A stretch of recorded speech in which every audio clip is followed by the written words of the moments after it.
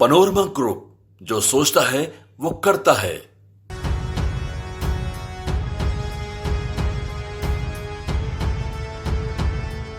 नमस्कार, आप देख रहे हैं न्यूज हाट। मैं हूं आपके साथ रितेश शर्मा।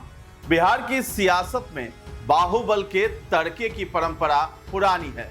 सूबे में इसी साल के अंत तक विधानसभा चुनाव होने हैं और चुनावी साल में चर्चा बाहुबलियों की भी होने लगी है। कुछ बाहुबली खुद भी सियासत में सक्रिय हैं तो कुछ अपने परिजनों के जरिए सियासी वजूद बनाए हुए हैं। कुछ बाहुबलियों की विरासत पर उनके परिवार के सदस्य खुद को मौजूद बनाए रखने, सियासत में स्थापित करने की जद्दोजहद में लगे हैं। नजर डालते हैं ऐसे ही बाहुबलियों की राजनीति पर कि वो खुद या उनके परिजन इस बार के चुनाव से पहले किस दल की ओर नजर आ रहे हैं। सबसे पहला नाम है अनंत सिंह का। मोकामा के पूर्व विधायक अनंत सिंह की विधानसभा सदस्यता रद्द होने के बाद हुए उपचुनाव में उनकी पत्नी नीलम देवी विजयी रही थी। नीलम देवी राष्ट्रीय जनता दल यानी आरजेडी के टिकट पर विधायक निर्वाचित हुई थी और तब जदयू भी महागठबंधन में थी। नीतीश कुमार की पार्टी जब एनडीए में लौटी और सरकार बन गई, तब विश्वास प्रस्ताव पर मतदान के दौरान नीलम देवी ने इसके पक्ष में मतदान किया था। तो भूमिहार नेता अनंत सिंह की गिनती कभी नीतीश कुमार के करीबियों में होती थी। छोटे सरकार के उपनाम से मशहूर ये नेता साल 2005 में पहली बार जदयू के टिकट पर ही विधानसभा पहुंचे थे। तब से अब तक मोकामा विधानसभा सीट पर अनंत सिंह का दबदबा कायम है। अनंत सिंह और उनका परिवार इस बार जदयू की ओर से चुनाव लड़ सकते हैं। दूसरा नाम है सूरजभान सिंह का। सूरजभान ने साल 2000 के बिहार चुनाव में मोकामा विधानसभा सीट से निर्दलीय चुनाव जीता था। उन्होंने तब लालू यादव की सरकार में मंत्री रहे दिलीप सिंह को शिकस्त दी थी। दिलीप सिंह बाहुबली अनंत सिंह के बड़े भाई थे। सूरजभान सिंह 2004 में रामविलास पासवान की अगुवाई वाली लोक जनशक्ति पार्टी यानी एलजेपी के टिकट पर मुंगेर सीट से सांसद भी बन चुके हैं। सूरजभान सिंह की पत्नी वीणा देवी भी मुंगेर सीट से सांसद रह चुकी हैं। तो सूरजभान सिंह जो है वो पशुपति पारस की पार्टी यानी राष्ट्रीय लोक जनशक्ति पार्टी के साथ खड़े हैं और उन्होंने ऐलान किया है कि मोकामा में इस बार अनंत सिंह को जीतने नहीं देंगे। तो सूरजभान सिंह के भाई हैं कन्हैया सिंह, वो जो है मोकामा विधानसभा सीट से चुनाव लड़ते हुए नजर आ सकते हैं। अब बात करते हैं रामा सिंह की। राम किशोर सिंह और रामा सिंह ने हाजीपुर संसदीय सीट के तहत आने वाली महनार विधानसभा सीट से विधायकी का चुनाव लड़कर चुनावी राजनीति में कदम रखा था। रामा सिंह 5 बार के पूर्व विधायक हैं और 1 बार सांसद भी रह चुके हैं। 2014 के आम चुनाव में लोक जनशक्ति पार्टी के टिकट पर वैशाली सीट से चुनावी मैदान में उतरे रामा सिंह ने आरजेडी के कद्दावर रघुवंश प्रसाद सिंह को मात दे दी थी। रामा सिंह 2020 में आरजेडी में शामिल हो गए थे।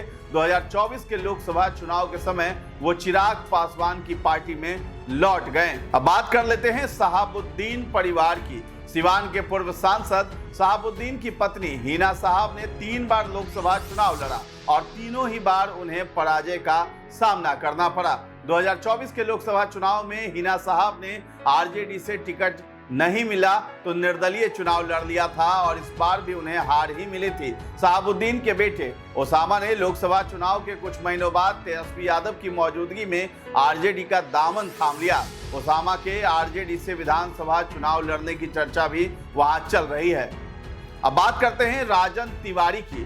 बाहुबली राजन तिवारी का परिवार भी सियासत में सक्रिय रहा है। राजन तिवारी की मां कांति देवी ब्लॉक प्रमुख रह चुकी हैं। राजन तिवारी के बड़े भाई राजू तिवारी भी राजनीति में हैं। गोविंदगंज विधानसभा सीट से विधायक रह चुके राजू फिलहाल चिराग पासवान की अगुवाई वाली एलजेपीआर के प्रदेश अध्यक्ष हैं। अब बात करते हैं सुनील पांडे की। समता पार्टी के टिकट पर भोजपुर जिले की पीरो विधानसभा सीट से सियासी सफर का आगाज करने वाले सुनील पांडे एमएलसी भी रहे हैं। पिछले विधानसभा चुनाव में सुनील पांडे को तरारी सीट पर सुदामा प्रसाद ने हरा दिया था। सुदामा प्रसाद 2024 के लोकसभा चुनाव में आरा लोकसभा सीट से सांसद चुन लिए गए थे। सुदामा प्रसाद के इस्तीफे से रिक्त हुई तरारी सीट पर उपचुनाव में सुनील पांडे के बेटे विशाल प्रशांत बीजेपी से विधायक निर्वाचित हुए हैं और इस बार भी कयास यही लगाए जा रहे हैं कि विशाल प्रशांत को ही वहां से टिकट मिलेगा। तो भाजपा जो है विशाल प्रशांत को फिर से वहां से टिकट दे सकती है। अब बात करते हैं आनंद मोहन की। आनंद मोहन की पत्नी लवली आनंद जदयू से सांसद हैं, तो वहीं उनके बेटे चेतन आनंद भी राजनीति में सक्रिय हैं। चेतन आनंद 2020 के बिहार चुनाव में आरजेडी के टिकट पर विधायक निर्वाचित हुए थे। चेतन आनंद का नाम भी आरजेडी के उन विधायकों में शामिल है जिन्होंने जदयू के महागठबंधन से एग्जिट करने के बाद नीतीश सरकार की ओर से लाए गए अविश्वास प्रस्ताव के समर्थन में मतदान किया था। तो इस बार भी उम्मीद है कि चेतन आनंद को जदयू जो है वहां से टिकट दे सकती है या भाजपा भी टिकट दे सकती है।